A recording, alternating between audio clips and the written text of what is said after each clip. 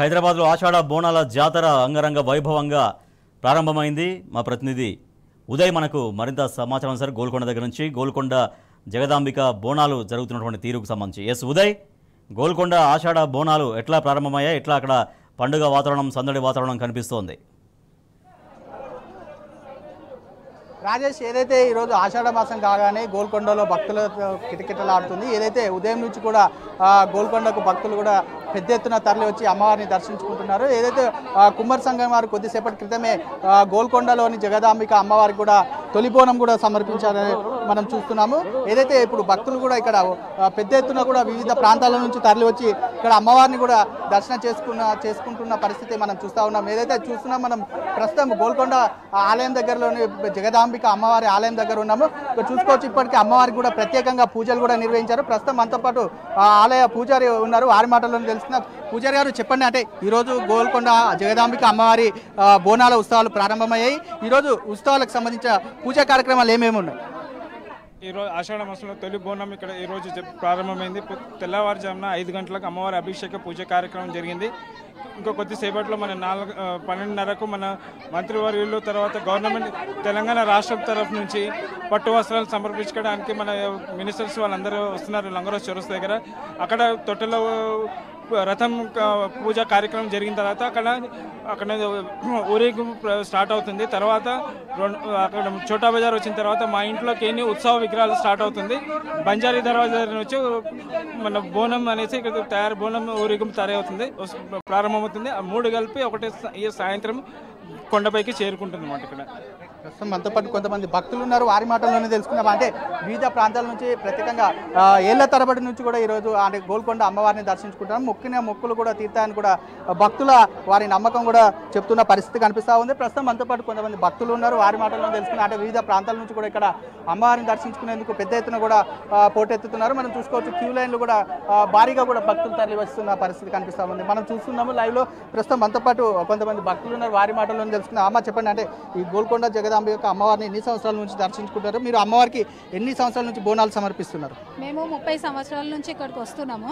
ఇంతకుముందు 5 సంవత్సరాలు బోనాలు చేస్తామని బోనాలు చేశాము. ఇప్పుడు అందరం మా పిల్లలు మేము అందరం మంచిగా ఉండాలి, మా పిల్లల్ని బాగా చూడాలి, లోకాన్ని అమ్మ జగదాంబ అందరినీ చల్లగా చూడాలని ప్రతి సంవత్సరము కింది నుంచి బొట్లు పెట్టుకుంటూ వస్తామండి. మేము మొక్కి బొట్లు పెడతాం, మెట్లకు దర్శనం చేసుకొని వస్తాము. ఇక్కడ మొక్కితే అమ్మవారు మంచిగా చూస్తుంది, మాకు మంచిగా అవుతుందండి.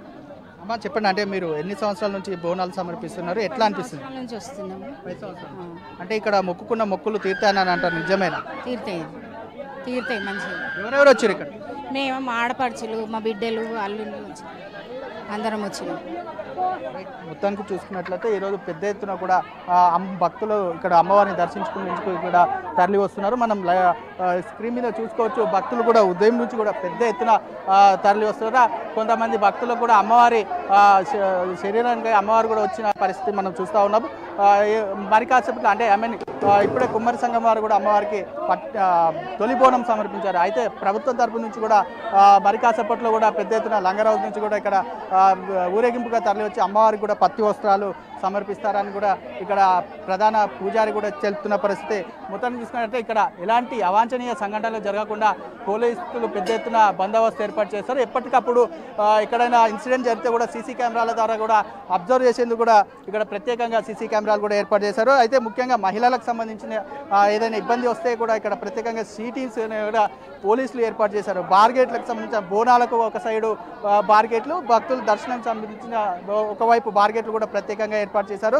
మొత్తానికి చూసుకున్నట్లయితే పెద్ద ఎత్తున గతంలో కంటే ఈసారి పెద్ద ఎత్తున కూడా అమ్మవారిని దర్శించుకుంటారని కూడా ఇక్కడ ఆలయ అధికారులు తెలుపుతున్న పరిస్థితి కనిపిస్తూ ఉంది. Rajesh, vote studio.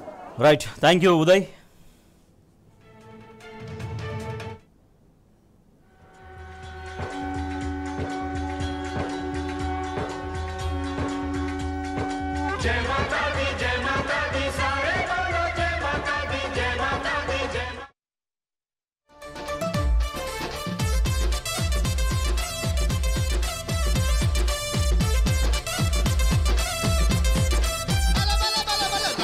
రావే పెద్దమ్మ, నిన్ను రాజులు మెచ్చిర చేజమ్మ, మహిమలు గల్లా రుద్రమ్మ, మము చల్లగా చూసే ఎల్లమ్మ. రావే పెద్దమ్మ, నిన్ను రాజులు మెచ్చిర చేజమ్మ, మహిమలు గల్లా